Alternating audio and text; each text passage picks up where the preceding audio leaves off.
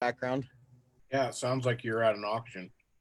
I can't hear anything really. I can't hear those tires or anything. It just sounds like you're outside. Gotcha. That works. Looks like we made her to Facebook again. Popping up on my phone that we're live. Live. And I just got the notification so I can see that we're actually there. There we We're are. coming That's from us. all over. Yep. Jason and Nicole are in Minnesota. Are you guys fishing or just vacationing? Or both? Actually, we're doing, what do you We call are it? A sabbatical with our a ideas. sabbatical and a homeschool trip. Yep, and homeschool. What's a sabbatical? I'm gonna have to Google that. Where you Yeah. get together and Kind of when get you your ideas and kind of nail some things down and just get away from all of the chaos to try and figure those things out. Plus the teaching the kids transportation and commerce and all of that good stuff. Oh, cool. That's Yeah. super fun. Yeah. Well, have gotten for to learn a those, lot about the transportation and commerce system up here. This is, I mean, this is the place to do her. They've got trains, planes, trucks, and ships. that's awesome.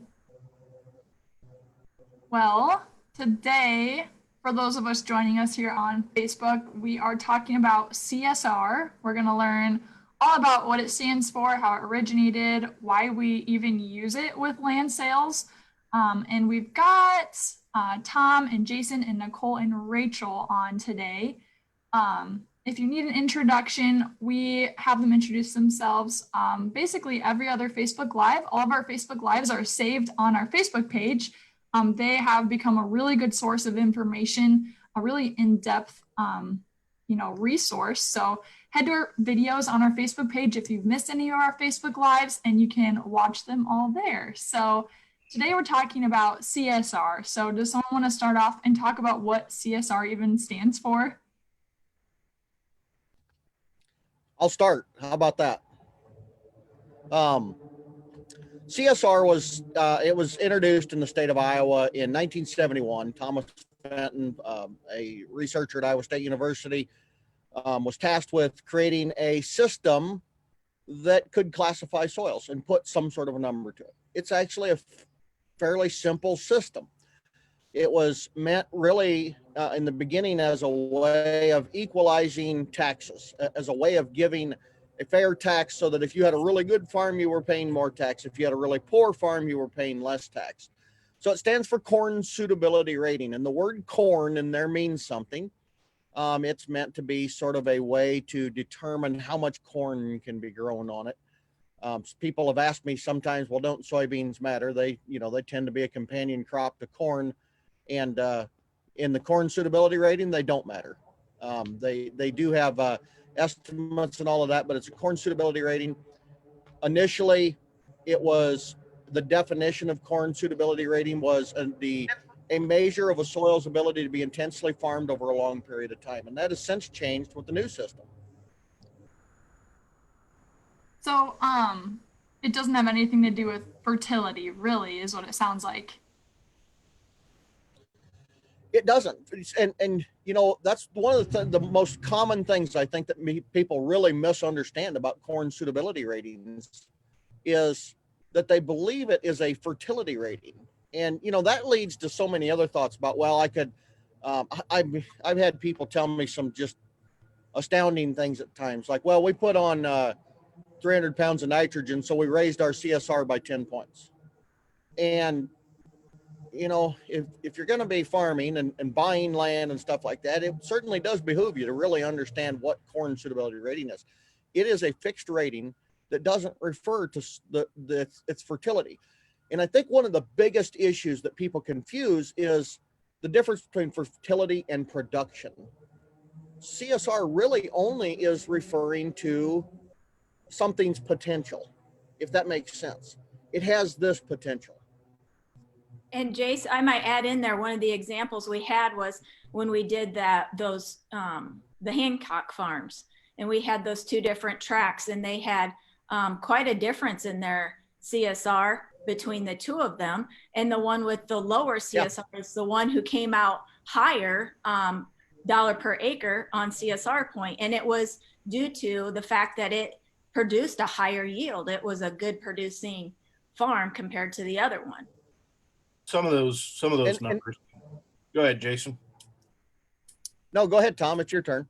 All I was going to say is some of those numbers can be really deceiving too. Sometimes you see the higher CSR numbers in your area and also my area on those clay or type farms that don't produce real well. So sometimes those can be the higher numbers don't always produce as high as It doesn't, like you said, it doesn't mean fertility. Exactly. Yeah, it just goes to show it doesn't have anything to do with the fertility or the of the CSR. Yeah, exactly. So circling this back And Nicole- to No, go ahead, Kristen. You keep us on track. yeah, so I was just going to ask another question. So with land sales and land auctions and how we report CSR values, why are we putting them on our descriptions? How are they helpful to sellers? But what else or to buyers, excuse me, how are they helpful to buyers? And what else can buyers look at for that field or that farm to determine that production or the crop yield or, other things they might be interested in? The buyers really look at that CSR number. A lot of their decisions are solely made by that CSR number. But one of the other things that they ask us for is for crop history and stuff. But I would say 95% of their decision making is based off that CSR2 number. Yeah, And I agree with Tom. Go ahead. Paying attention to the CSR for the tillable part of a piece of land versus the non-tillable part, which has very different CSR ratings. And, to Kristen's question in terms of how we use it and why we use it. And one thing we haven't mentioned yet is the dollars per CSR point that we see as a measure in the state of Iowa. And, that really goes back to trying to equalize or make this fair taxation for it. So, essentially at that point, they were creating a system that was going to end up valuing farmland. That's what it did, is it assessed the value of farmland. So then along the way, some smart person said, well, you know what, you could break this down on dollars per CSR point. And today that's a very common term in the land industry inside of Iowa. You don't see that so much mentioned outside of Iowa, where they're using PI or NCCPI type ratings. It's just not a thing. And we've mentioned that on farms in Nebraska and stuff. And, you kind of get looked at funny. So in the state of Iowa, we have, first of all, we're really lucky to have Iowa State University and so many smart minds out there that, affect not only Iowa, but the surrounding areas to create this system. And why do we use it? It's because it's the best system we really have. Dollars per CSR point. I think that if, as a buyer of farmland, if you allow dollars per CSR point to dictate your decision-making, you're going to miss opportunities. Plain and simple. Some of those mid-range farms, like Nicole mentioned on the Hancock County farm, where you've got a 55, 60 CSR, some people will scoff at those farms, but they'll be missing a huge opportunity because, in certain cases, they can be bought for less dollars per acre, but produce the same amount of corn, the same amount of crop and yield. And we all know that in agriculture, the one thing that drives profit is yield, period. CSR in most people's minds relates to yield, and I think that's the reason it gets so much weight. But I've given the example several times to a lot of people that CSR really is about potential. And your crop and your yield is going to be more dictated by some things you can control and some things that you can't control. For instance, you can't control the weather. Mother Nature does what she does. It's 2020. We know that Mother Nature has had quite the ordeal in store for the state of Iowa this year. You can't control that, but you can control the crop management decisions. Who you get agronomy advice from, what type of fertility pest management programs that you use. That's going to be most important in determining an outcome or yield potential than necessarily the CSR. Tom talked about this a little bit earlier, that you can have a low CSR farm that produces a lot of yield and a high CSR farm that doesn't produce as much yield. There's so many variables to it. So we've kind of thrown around a couple different terms. So there's CSR, there's CSR2, and you'll see on our website, we use them both. So I know, Rachel, you've been looking into this. Do you want to explain the difference between the two? Yeah, I can point out the difference between CSR and CSR2. So a few years back, they actually updated the CSR because they realized that there were just a few things that were affecting the old way that CSR was being calculated per the soils and what was going on in the equation, the formula that is built to figure out what the CSR value is. So the CSR had a really large adjustment built in to allow for the difference in climate, actually. So that's where the CSR2 index started to come into play. Because when you move across Iowa from like the southeast corner up to the northwest, the climate has changed over the past few years. So it really penalized the soils in northwest Iowa. So it helped when they switched over to the CSR2 rating to really increase that the corn suitability rating of that. So the original CSR values also paid attention to just the soils for the county level, which also kind of threw some things off. So the new CSR2 assigned ratings for the soils of the same type, not just because of the county that they belong in. So those are two of the main points.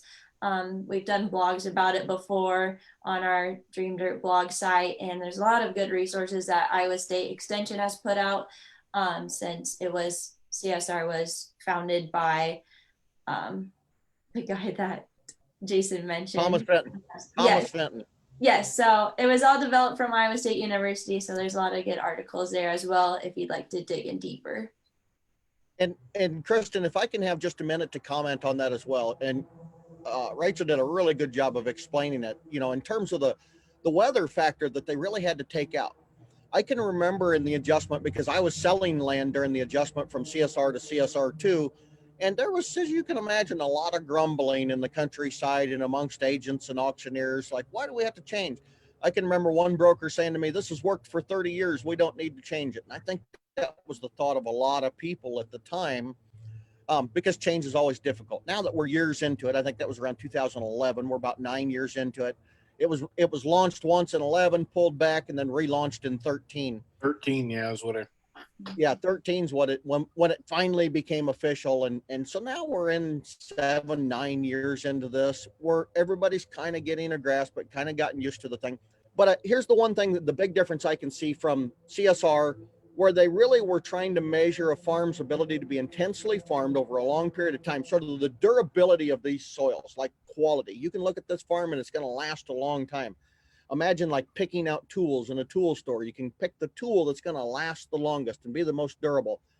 Where we shifted more into CSR2, trying to find a way that we can better sort of crystal ball this thing and see something's potential for crop production. And so there's sort of that shift in between the two things. And Rachel mentioned the weather patterns shifting. Over the last 30 years, Northwest Iowa has gained 5 to 7 inches of rain per year. And you don't have that big disparity from Northwest to Southeast, where, in the Southeast, they get 10 inches more rain per year than far Northwest Iowa does. And most people don't realize there's such a difference in rainfall and precipitation over the entire state. But Iowa's a large state and there's a lot of room there. And I know the CSR2 system is just for Iowa, correct? There's different systems in different states. Do you guys want to talk about, we sell land all over the Midwest, so, how do they differentiate between the states?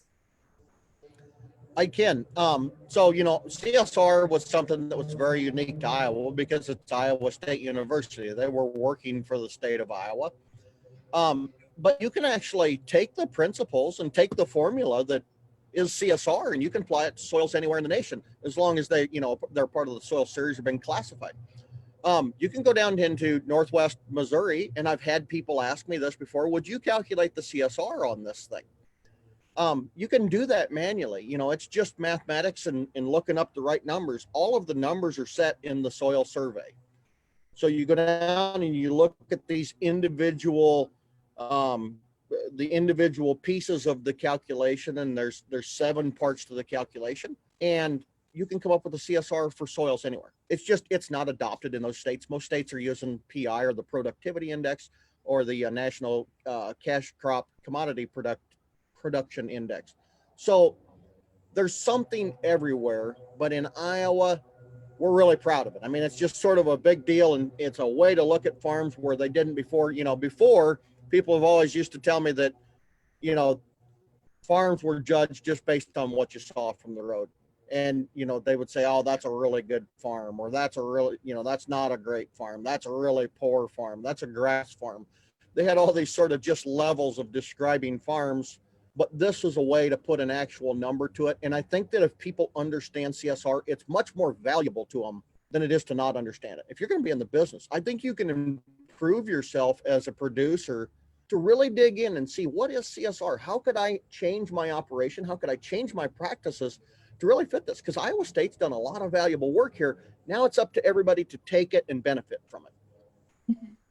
And I think to kind of summarize, you know, we sell farms all over the CSR range. And I think a really good point you made, Jason, is farms value is not based solely around its CSR rating. You know, there's practices you can do to optimize your CSR rating on the land, and there's other things you can look at to really determine the value of the land. So to kind of summarize, it's, you know, pay attention to CSR, but also know that there's so much more that the value can be based on. You know, there's so many other things.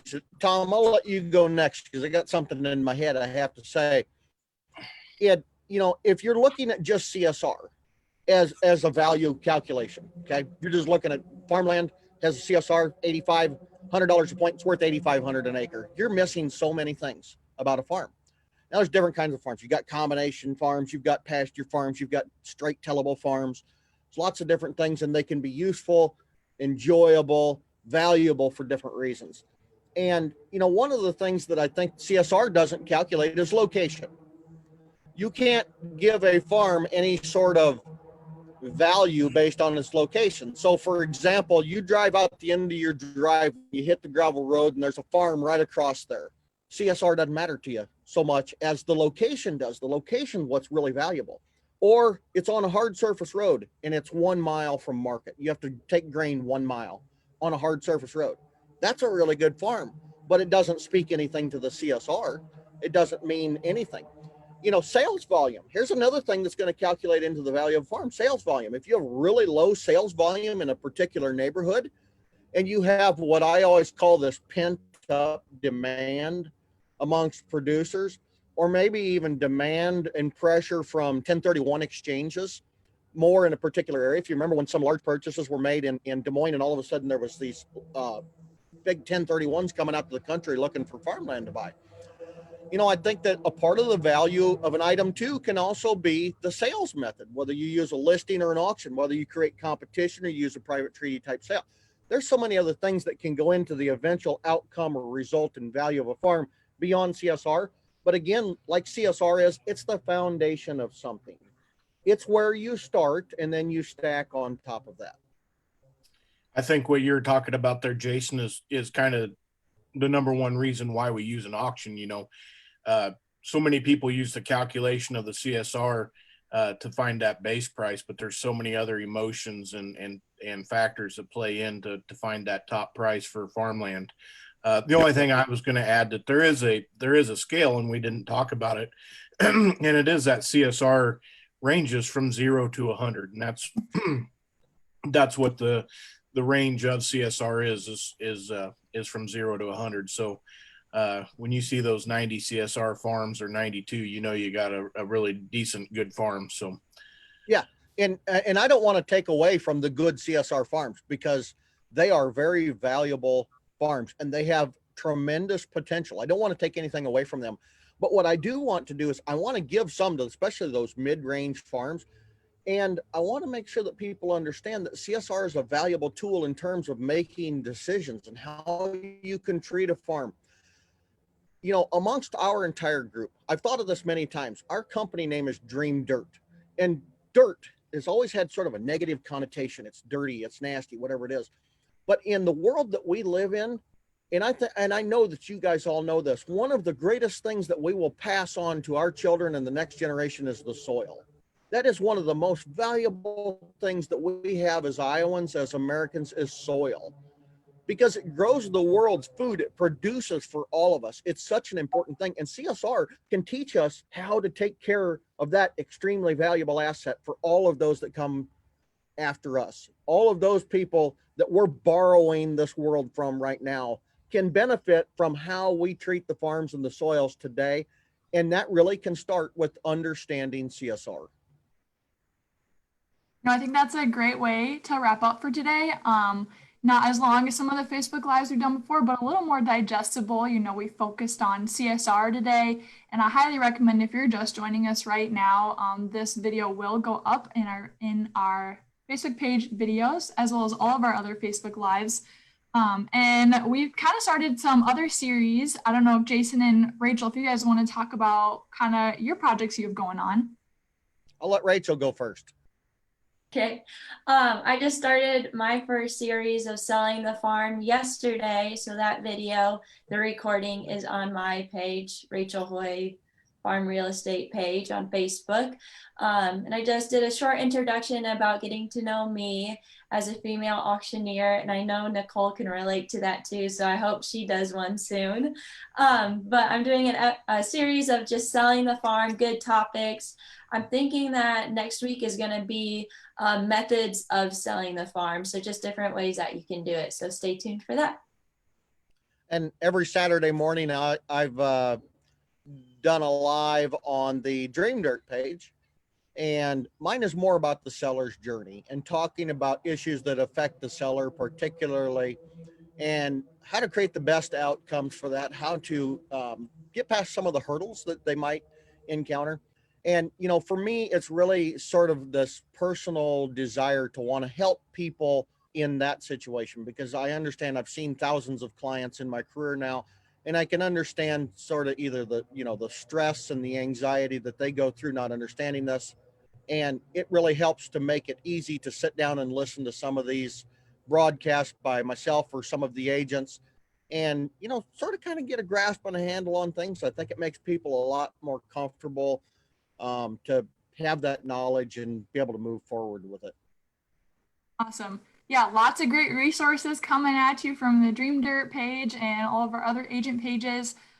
Be sure to reach out if you have any other questions, and we will be back next week. We just before we go, we got a lot of auctions coming up. They can go to our bid.dreamdirt.com. I think this weekend we kick off, and we're busy clear into November and through the end of the year. So we rolling a lot of stuff out. I think they're raising the bridge behind me, so I better get off here. It's getting noisy. Okay. Hey, everyone. Have a good sabbatical. Thanks, guys. Bye. See ya.